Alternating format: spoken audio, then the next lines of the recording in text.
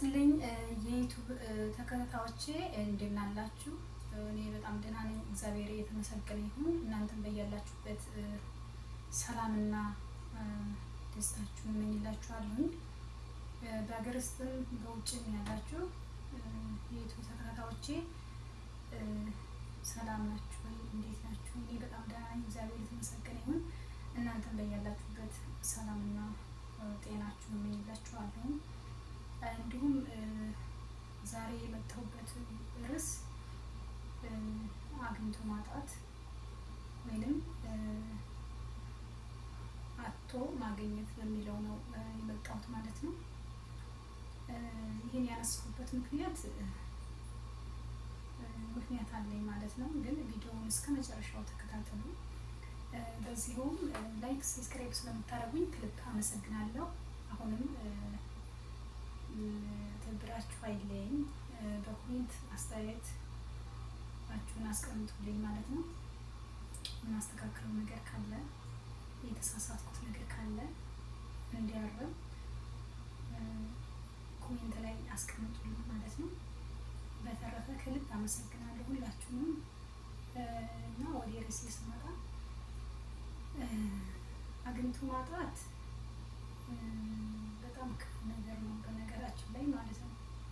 እንዳጣ እንዲያጣ ቢኖር ለምዶታል፣ ድህነቱን ለምዶታል፣ ሁሉም ነገር ለምዶታል። ግን አግኝቶ ማጣት ደግሞ ሁሉም ነገር በገፍ ስለለመዱ በጣም ከባድ ነው ማለት ነው። ነገር ግን ሁልጊዜ የምናስበው ነገር ምን አለ መሰላችሁ? ማግኘት እንዳለ ማጣት አለ፣ ማጣት እንዳለ ማግኘት አለ እና በምናጣ ሰዓት ደግሞ መሰበር የለብንም። ነገ ጧት እግዚአብሔር እንደሰጠን አሁን ይሰጠናል ብለን ማሰብ አለብን። ሁለተኛ ደግሞ በምናገኝ ሰዓት መታበል አያስፈልግም። መታበል ማለት ትዕቢተኛ መሆን፣ በቃ በራስ በገንዘቡ ብቻ መተማመን፣ ነገ ጧት ማጣ ያለ መምሰል፣ በቃ ጥግብ ማለት ሁሉን ነገር በእኛ እንዳመጣን ነው። ገንዘቡን፣ ንብረቱን፣ ሁሉን ነገር በእኛ እንዳመጣን ይመስልናል ማለት ነው። ግን እኮ በእኛ አይደለም ያመጣነው ማለት እግዚአብሔር አግዞን፣ እግዚአብሔር ረድቶን ያመጣነው ሰርተን ማለት ነው። ሰርተን ስናመጣ እግዚአብሔር ደግሞ ሲሰጠን ሊታዘበን ነው። በእውነት ነው የምላችሁ፣ ሊታዘበን ነው። ለድሆች ያበላሉ ወይም አያበሉ፣ ይሰጣሉ ወይም አይሰጡም እና እግዚአብሔር እንዳይታዘበን፣ እግዚአብሔር እንዳያዝንብን ባለን ነገር ቆንጥረን መስጠት። ገንዘብ አለን፣ ጉልበት አለን፣ መልክ አለን ብለን በራሳችን አለመተማመን። እኔ የገባኝ ነው እህት ወንድሞቼ፣ እቺን ቪዲዮ የምታዩ የሚደርሳችሁ የገባኝን ነገር ነው። እኔ እውነት ነው የምላችሁ የገባኝን ነገር ነው። መልእክት ይጠቅማል አያጠቅምም አላውቅም፣ ግን ይጠቅማል ብዬ ነው በእኔ አመለካከት ይጠቅማል ብዬ ነው ቪዲዮ የምሰራው እና መታበል አያስፈልግም።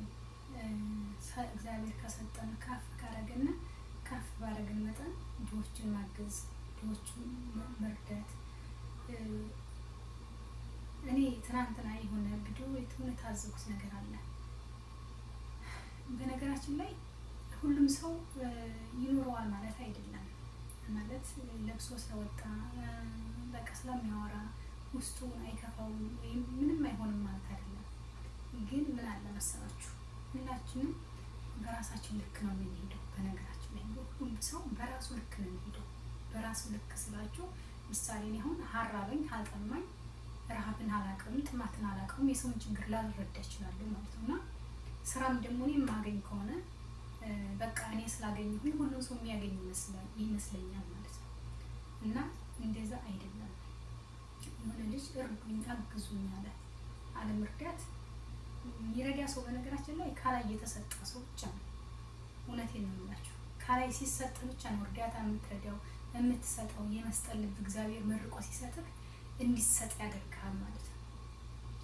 እና ካልሰጠን ደግሞ አፋችን ስብስብ ብናረግ የእውነቴን ነው የምላችሁ አፋችን ብንሰበስብና ኮሜንት ላይ ገብቼ ሳይ ሰርተህ አበላም አንተ ወጣት ነህ ምናምን እንግዲህ ስራ የለ አጣ ልጁ እኮ ስራ ስጡኝ ያለ አጣ።